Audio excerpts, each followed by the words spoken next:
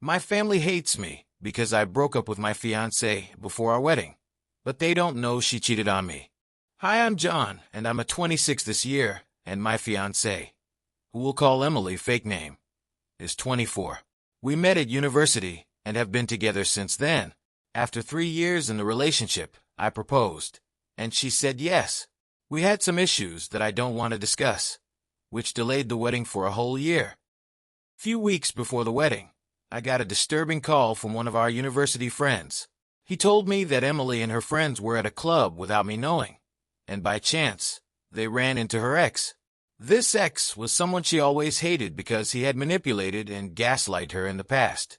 So, hearing that she was talking to him was hard to believe, until my friend sent me a picture of them together. You know what? Because I knew she hated him, I tried to stay calm and waited for her to answer my calls, but she never did. Frustrated, I then called one of her friends, who was drunk at the time.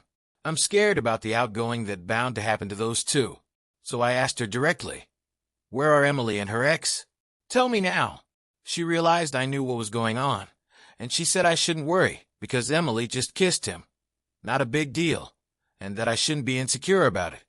After that, I hung up, went for a drive to clear my head, and decided that I didn't want to be with someone like that anymore. The next morning, I canceled the wedding one-sidedly and immediately broke up with her via text, then put my phone on airplane mode. I was so frustrated about what happened, so I spent the next few days crying and trying to pull myself together. When I finally turned my phone back on, I discovered that Emily had painted me as the villain to my family. Even my dad called me a disappointment. Now I'm at a crossroads. Should I tell them the truth and clear my name? Or do I let it go, knowing that my family doubted me without hearing the full story, and is now bombing my phone with hateful messages? Strange situationship. A really good-looking girl showed up to my small-town gym and caught my eye right away.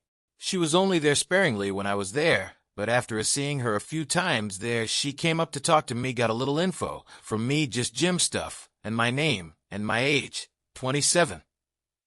She disappeared for 2 weeks, then came back and started going every night at the same time as I do, and we just talked in passing, just hi, bye and stuff. Then one day she comes over to me, and she's crying, so I sit with her, and she says she has a crush on a guy at work who won't reciprocate, but she said God is telling me to pursue this guy, and she wants advice.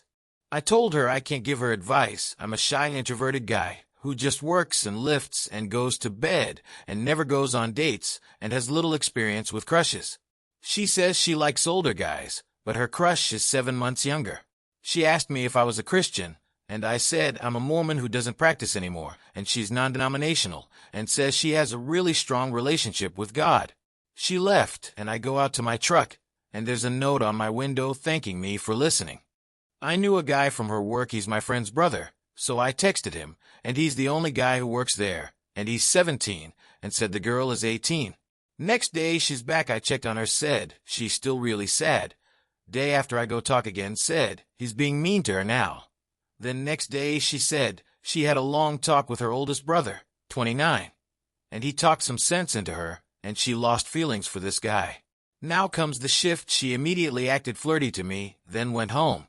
Then weird things started to happen. We were alone one night, and I walk into her FaceTiming her sister so I could meet her. Then she asks me if I can protect her from a guy who's 37, who's asking to watch porn with her, and I made a joke and said I'll try. People pleaser. I didn't know doing all this I actually started to get feelings for this girl, and I started to want to protect her instead of feelings obligated. There was some back and forth at night, and I could see she had a crush too.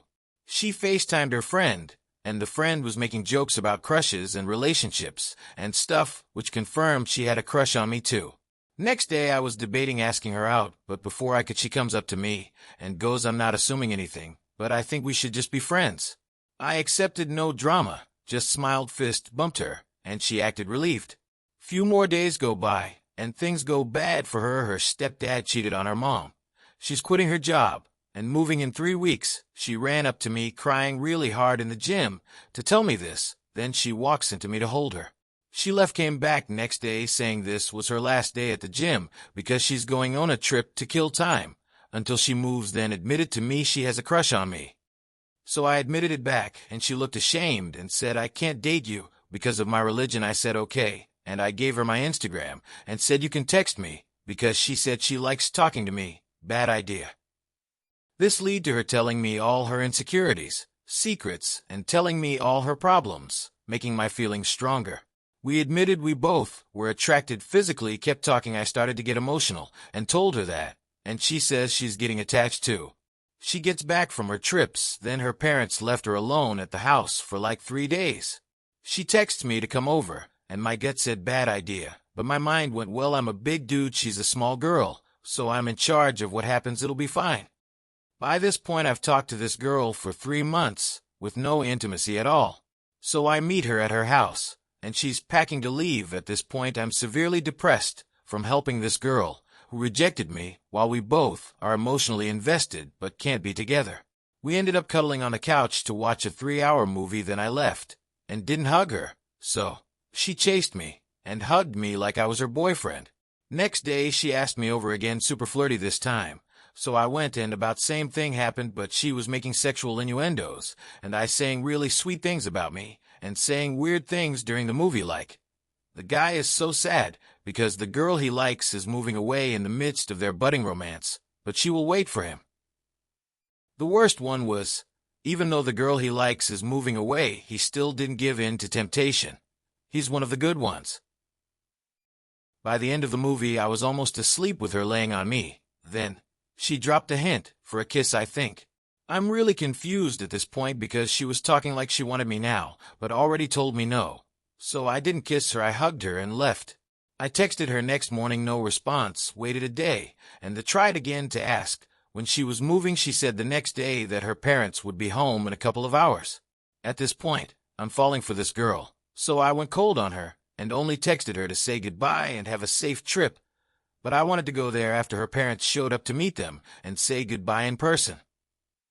She said thanks, then I texted when she got there to see she was fine, then no texts for a week. I texted casually, then waited for 5 more days, and she gave me a super religious apology, saying God is patient with her, and her actions weren't putting God first, and she's been praying a lot, and it's strengthening her faith, and she was sorry she started this, and caused harm to us both. There was a lot of back and forth, shed flirt ID, reject ID, flirt, shed reject. Shed say we ID agree, then switch to I and. You just mixed signals like crazy. But was pulling away, so we could get over our attachment, which took me 4 months of agony, since I had never had an emotional attachment before.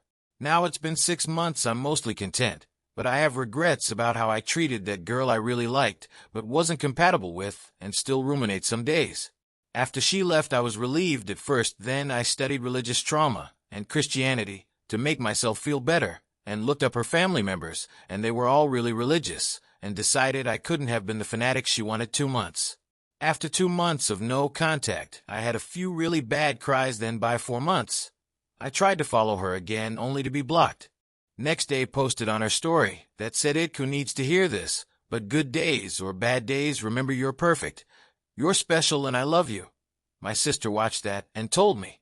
I don't know what to make of this whole thing. I think we were both falling for each other at the end, but ultimately couldn't, making me want her because I can't have her. She had issues with her real dad, which is why she was attracted to me, I think, and I was back because I love to fix things and help people, but you can't fix people. Reading this, it just sounds dumb, but living it was hell. Now I know, though, it's best to just quit talking to a girl who rejected you ASAP, unless you're truly open to change or ready for pain. Something embarrassing happened at softball game.